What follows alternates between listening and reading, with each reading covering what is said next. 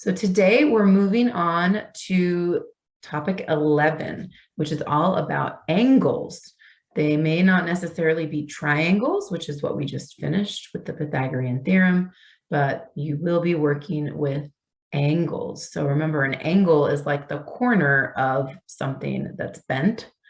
So today your learning target, that should say learning target. Your learning target is that you can describe corresponding angles and alternate interior angles. Oh, that was correct. That is two targets. So I can describe corresponding angles, and then a second one is you can describe alternate interior angles. You may be saying, what did she just say? I don't understand any of those words, but trust me, I'll explain. Your success criteria is that you would be able to figure out the alternate interior angles of a given figure. I'm going to show you how to do all that in a little bit. On your own, you're supposed to be doing 11-1, and then we already did that warm up. So let me explain what those words mean, and then we'll do some problems in digits. So here's a picture. I'm going to make it much bigger. So there are two lines that are drawn here. They are in blue. So if you are colorblind, I'll try to mark them right here, because they're really not marked right there. I made this too big. Okay, I think that'll be okay. So we'll call this blue one line 1. And then this one's a little bit darker blue. There's line 2. So they're kind of going in opposite directions. One's tilted downwards, one's tilted upwards. So there's two lines. And there's a green line that's cutting those lines. They're not cutting them in half. The top one, it kind of looks like it's in half, but the bottom one's definitely not in half. So there's a green line cutting those blue lines, and that's called a transversal. And what that transversal has done is created 4 different angles on each line. They're labeled for you. So the top one is labeled A, B, C, and D. Those are 4 different angles. And the bottom one is labeled E, F, G, H. I'm reading them out of order. I'm just reading them alphabetically. So there are 8 angles there all together, and they're marked so that you know what I'm talking about. A corresponding angle, all a corresponding angle means is that it's in the same spot as a different one on a different line. So that's why A and E are highlighted, because they're in the exact same spot. They are on the top left of the blue line. So the blue line has A and B on the top. It has C and D on the bottom of it. And A is on the left. And if you look at the bottom line, line 2, the E is in the exact same position. E and F are on top. G and H are on the bottom of the line. So E is on the top left. I'm going to put a cloud around a different letter. And in the chat, if you're online with me, I'd like you to put privately what you think its corresponding angle is. If you're at school, just say it out loud so Ms. Melgoza can hear you. I'd like everyone in the chat, tell me what you think is a corresponding angle to angle D. Not at school, Ms. Melgoza. What did everybody think at school? I think H.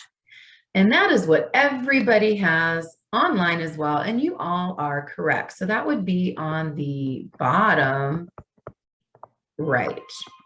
So in most of your assignment today, I'd say maybe half, actually, not most.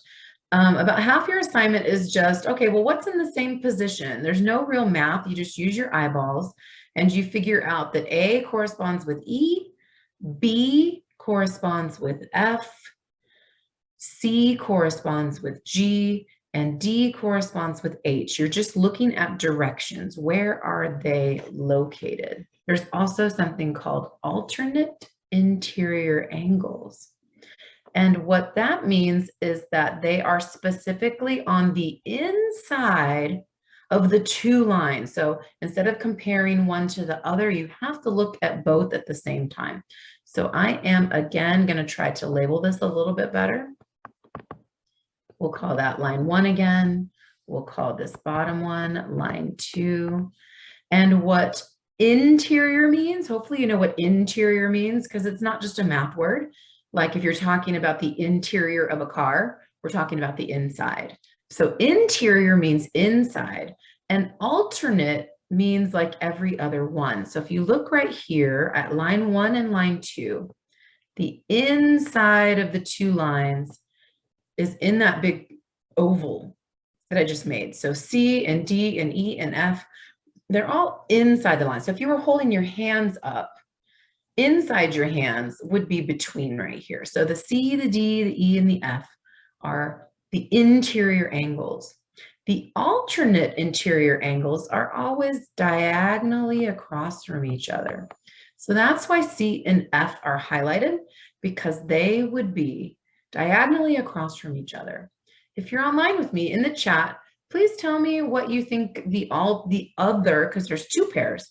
What do you think the other alternate interior angles are in this picture? If you're at school, let Ms. Melgoza know, please. They said D and E. And they are correct. And that's what everybody had in the chat as well. So thank you. I'm going to close that out. I feel like at least those of you who are answering me, you get it. And we're ready to do a problem together out of digits. So as I already told you, several of your problems, you don't really have to do any math. You just have to look. I'm going to use my pen to show you. This one, and you just have to make sure you're reading what it's asking for. So this one is asking for alternate interior. When you see that, we're talking about the inside ones. And as long as you have only two lines that are being cut by a transversal, there should only be two pairs, because if you look, there's only 4 letters that I circled. So those are the inside or the interior. And then remember, we try to go diagonally. So Q and L are diagonally across from each other, and R and K are diagonally across from each other. And that's all you're doing for about half your assignment, is making sure you're reading what it's asking for and then picking the appropriate things. But there are things that are a little different, so don't ditch the class. Make sure you're following along. So that's how you would do number 1. Number 2 probably switches to corresponding. Yes, it does. All right, well, if you look at this one, I have 4 lines that are cut by a transversal. So it gets a little bit more complicated to look at. And this one asks for corresponding angles. So remember, instead of the inside, we're looking for an angle that's in the exact same spot as something else somewhere else. So I am not going to look at all of those numbers in the picture. I'm going to look at my answer choices, and I'm only going to compare those ones. So choice A, and if you look, it's a little dot, which means it could only be one answer. So if I look at letter A, it's angle 2 and angle 5. There's 2. There's 5. Okay, well, if I look at those, they are both on the bottom of the first line, and they're both on the right of the lines that are going up and down on it. So those definitely look corresponding to me. They're in the same location on a different line. So I think that it is A on my very first try. And that is correct. And if I checked the others, they would not be in the same location. So I'm going to just point with my mouse. Here's 6 and 8. 6 is on the left of this line, and 8 is on the right of its line. So that's why it's not B. 1 and 3. Okay, well, 1 is on the bottom left, and 3 is on the top right. So definitely not that. 1 and 4, oh, that's tricky. So 1 is on the bottom left right here. So is 4, but here's how it's tricky. This 1 is one big angle, and 4 is a tiny angle. So that's why those aren't corresponding, because this is only one angle, and this one is actually cut up into 2 pieces, and that's why that is not the answer. I'm going to do one more, and then you guys are welcome to stick around for help, or you're welcome to leave. The other half of your assignment asks you to do a little bit of math, but not really. So this one asks you to find the measurement of angle T. So I'm going to circle where it's at. Let me make it a little bit bigger because it's probably hard to see this at school. So let me make this a little bit bigger and let me see what someone just put into the chat.